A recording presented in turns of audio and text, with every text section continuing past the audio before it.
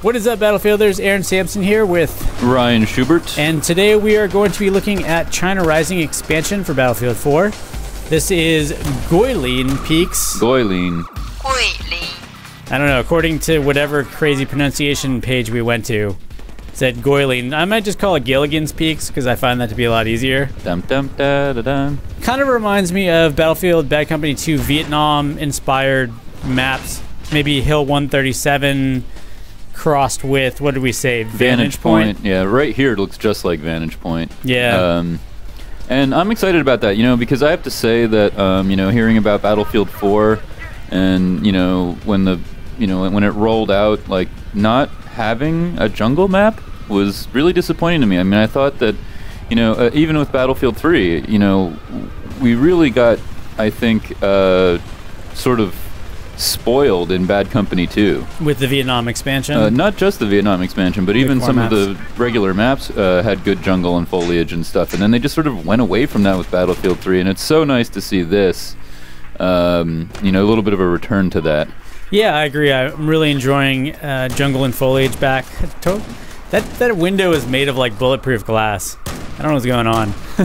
So why not just stick your head out the window instead? That's a good idea. You'll see me here rocking the higher level unlock UTS 15 shotgun. Overall, shotguns got significant improvement in Battlefield 4. Yeah, it's much more powerful.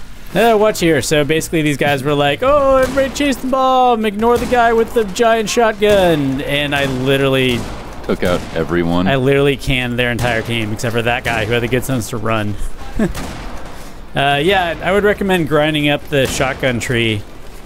And actually when China... Yep, take them all. Take them all down. You're all mine. Oh, man. All your heads are mine. It's true. If you're in a sort of a close quarters environment, man, the shotguns this time around are just so deadly. And especially in obliteration mode, people sort of have their eye on the bomb and kind of ignore what's going on around it a lot of times. But a good way to grind up on the UTS shotgun would be to play the previous map that we just previewed, Silk Road on Domination.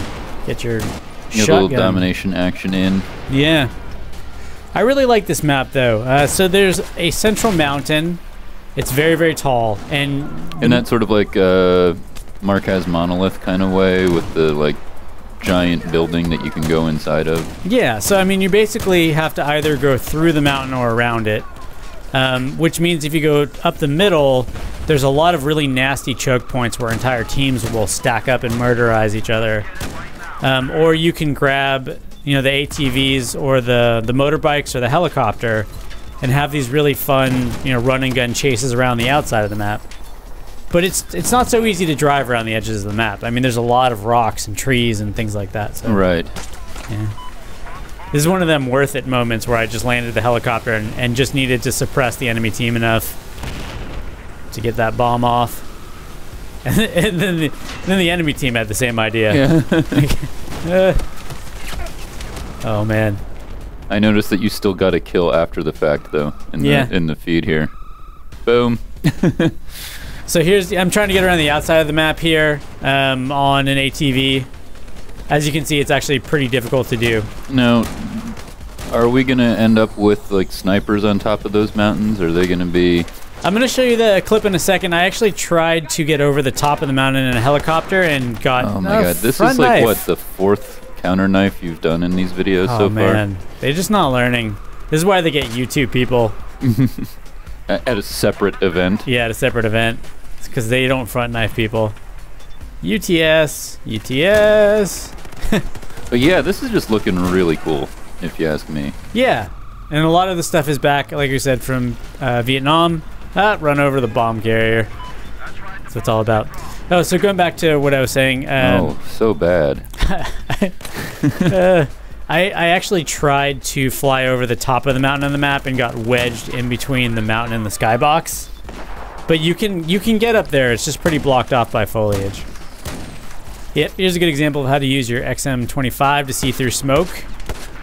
Overall Battlefield 4 has a big boost in smoke effects. Although I gotta say, at least like looking at 360, the smoke grenades themselves feel less dense. Are you having a problem hiding your movements with smoke grenades? Yeah, definitely. Yeah. At least they give you 3 of them. That's true. It's enough to sort of create a wall of smoke if you get 3 of them out there. Now, one of the biggest strategies in obliteration mode, as you know, is to get somebody in the helicopter, because the helicopter is usually the fastest route around the map. Helicopter's pretty vital to obliteration. This map is actually really good for helicopters because there's huge mountains, 3 different huge mountains around the map. It's very fast to, if somebody's locking you up, to get around one of those and get out of sight. Right. So I think on this map, rolling with at least 1 defensive engineer with a stinger is probably going to be really important. Like, if you don't leave somebody back at one of your bases capable of taking out helicopters... This is what's gonna happen. Yeah. But this map is also pretty nasty to amateur helicopter pilots because you gotta do some pretty strict maneuvering to get in and out of the trees. Now, I do wonder if this map isn't gonna open up quite a bit more on Conquest, because if you can see there on the left, there's some really large rice paddies. Mm-hmm. And those were in, what was it, Vantage Point again? Vantage Point had some of the rice paddies, and there was a bit in Fubai Valley as well. Yeah. Oh, here we go. Here's what you're talking about. Oh. Crashed into both the mountain and the ceiling. Yep, stuck right in that skybox. And the other dude who's in the helicopter with me was like, so... I love what happens next, Are we just going to sit here? This is my favorite part. So it like kicked me off the mountain when I got to a certain point. So I don't see recon players camping out at that one point.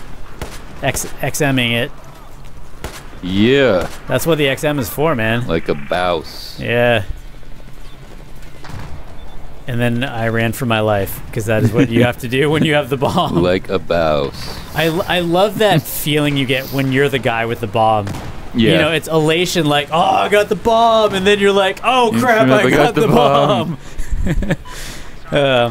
So this match ended with everybody clustered around. The enemy team ran the bomb to our last bomb site, and then both teams just kept spawning into that one little area and just massacred the crap out of each other.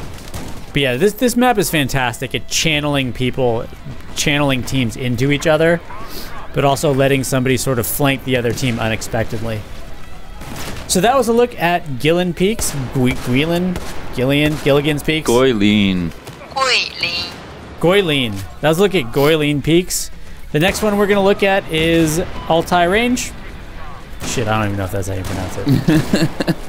Altai. Altai Range? Let's find out. The next one we're going to look at is Altai Range.